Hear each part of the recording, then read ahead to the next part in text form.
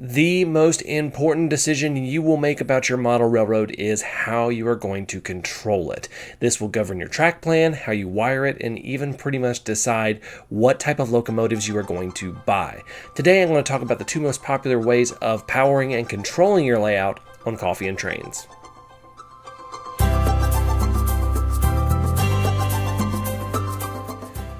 Welcome everybody to another edition of Coffee and Trains. Before we begin, drinking on my Tim Hortons, and as always, black with 2 sugars.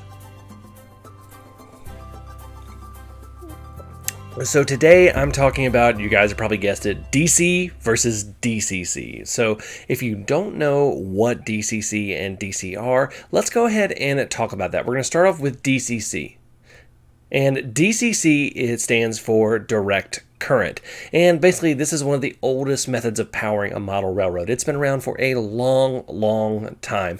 And this is simply power coming to the motor through the track. Nothing fancy, nothing at all. It's just simply power coming through the track. And the speed is adjusted by varying the voltage of that power.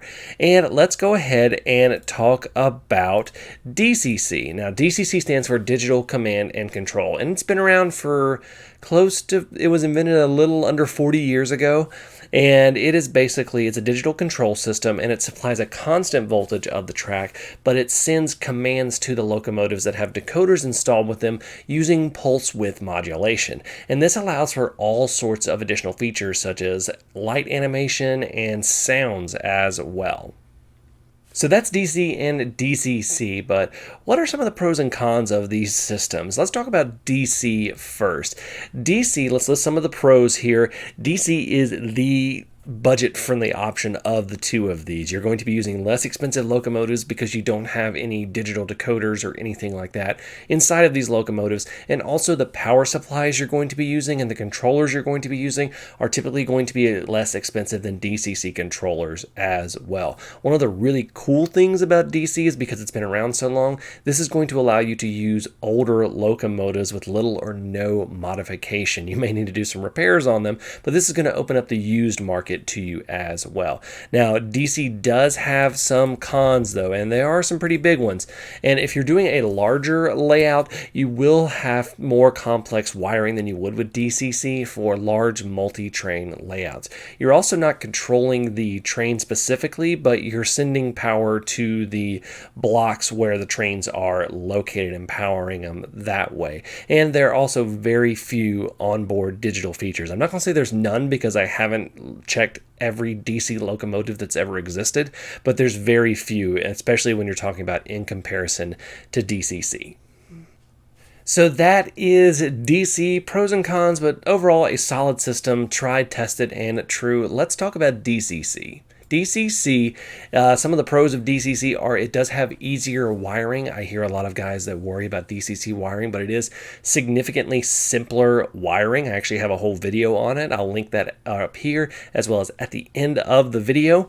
You can run multiple locomotives independent of each other on the same track, so no need to have them broken up into separate isolated areas. You can have them on that same track. You also have a single control unit. So your control unit where all of your wires hook in, it's a single access point where you can have all the throttles and everything hooked up through that one point. You don't have multiple throttles. And you also have access to a lot of extra digital features like light animation and sound. Think about the new or modern locomotives. You can have ditch lights flashing and things like that. And you're going to have directional lighting as well, which I know that DC has that somewhat, but not nearly as crisp and clean as DC is. But there are some significant cons to DCC, so let's go ahead and talk about those.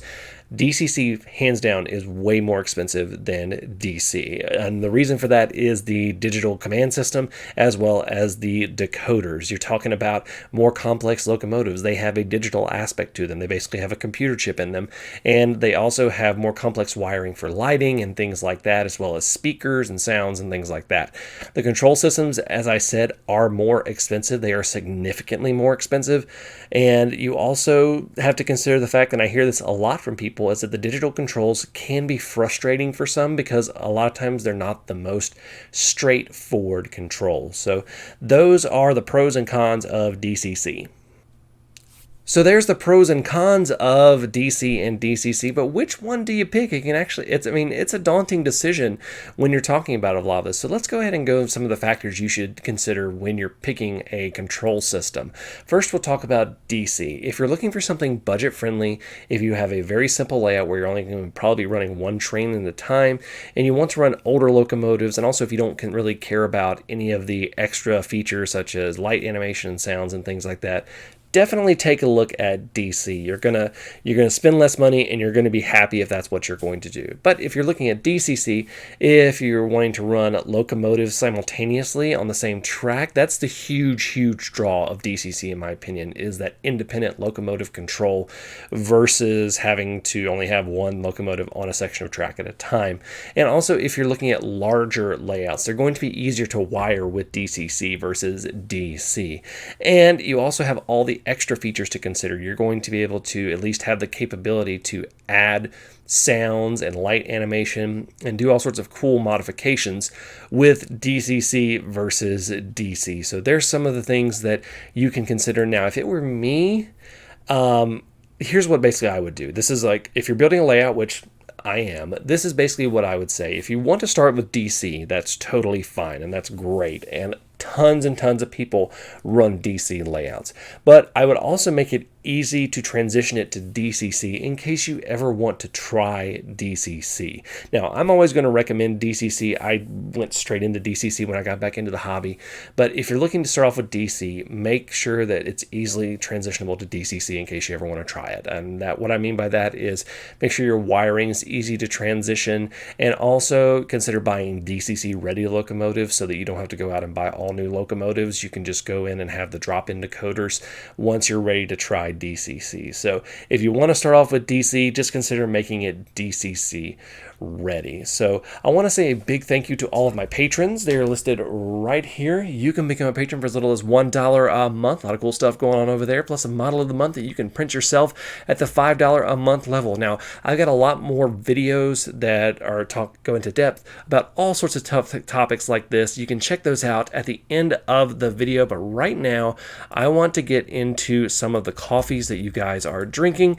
And Metra MP 36407 says he wanted coffee today, but they were out, so he's drinking green tea the British way, just added half and half. It's surprisingly very good that way. I would be willing to try that. So that's an interesting way, not coffee, but I will allow it. Chris Jones says that he was in a hurry to get to work this morning, so he did a quick stop at Dunkin', 1 cream and 1 sugar. Can't go wrong with some Dunkin' Donuts coffee. And Jason says, this is kind of going on, a little thing we got going on here. Glad you like Timmy's coffee. People my age in the 20s apparently think it tastes like battery acid. I can verify that it does not taste like battery acid. Also, I don't know what battery acid tastes like because I've never drank it. But he says he thinks it's great with milk or sugar. So thank you guys so much for sending those in. Again, if you want to check out those videos, they're all going to be linked right here. And I want to say thank you guys so much for watching. Until next time, I'm Jimmy from the DIY and Digital. Stay safe, be kind, bring some coffee, and happy railroading.